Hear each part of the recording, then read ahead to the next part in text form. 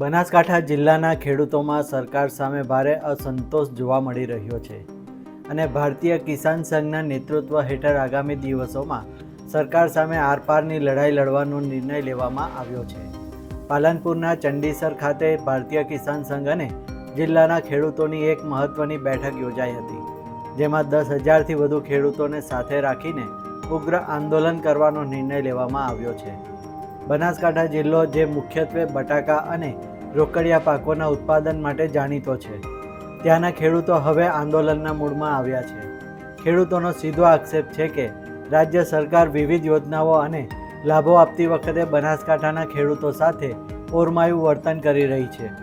આ બેઠક દરમિયાન આંદોલનને લગતા મુખ્ય મુદ્દાઓ પર ચર્ચાઓ કરવામાં આવી હતી, જેમાં રાજ્ય સરકાર દ્વારા બટાકા સબસિડીની જે જાહેરાતો કે યોજનાઓ અમલમાં મુકાઈ તેનો યોગ્ય લાભ બનાસકાંઠાના ખેડૂતો સુધી પહોંચ્યો જ નથી, તેમજ મગફળી બિયારણ ખરીદી પર મળતી સબસિડી યોજનાના લાભમાંથી પણ બનાસકાંઠાના ખેડૂતોને બાકાત રાખવામાં આવ્યા હોવાના આક્ષેપો કરાયા છે.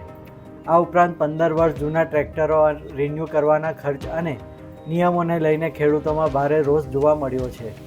જિલ્લાના ભારતીય કિસાન સંઘના કાર્યકરો અને હોદ્દેદારો ચંડીસર મિટિંગ કરી હતી. મિટિંગમાં ખૂબ મોટી સંખ્યામાં કાર્યકરો ઉપસ્થિત રહ્યા હતા.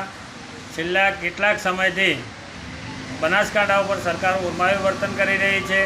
અમે વારંવાર બટાકાની સબસિડી માટે માગણી કરી, પરંતુ હજી સુધી સબસિડી આપી નથી. બીજા પણ ઘણા એવા પ્રશ્નો છે કે મગફળીના બિયારણની ખરીદીમાં પણ બનાસકાંઠાને બાકાત રાખ્યું હતું, બીજા જિલ્લાઓને આપી હતી.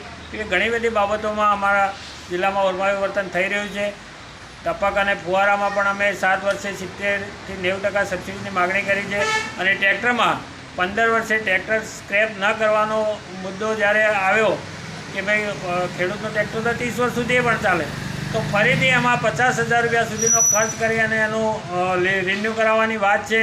તો 50,000 ખર્ચ કેવી રીતે ખેડૂત કરી શકે? આ બધા મુદ્દાઓને લઈને આજે ખૂબ ગહન ચર્ચા થઈ અને આવનાર 1 માસની અંદર ભારતીય કિસાન સંઘ બનાસકાંઠા જિલ્લો 10,000થી પણ વધારે સંખ્યામાં ખેડૂતો એકઠા થઈ અને સરકારને રજૂઆત કરશે અને મોટું આંદોલન કરવાના મૂડમાં છે. હવે જોવાનું એ રહે છે કે ખેડૂતોના આ ઉગ્ર વલણ અને આંદોલનની ચેતવણી બાદ સરકાર બનાસકાંઠાના ખેડૂતોની માંગણીઓ પ્રત્યે શું વલણ અપનાવે છે.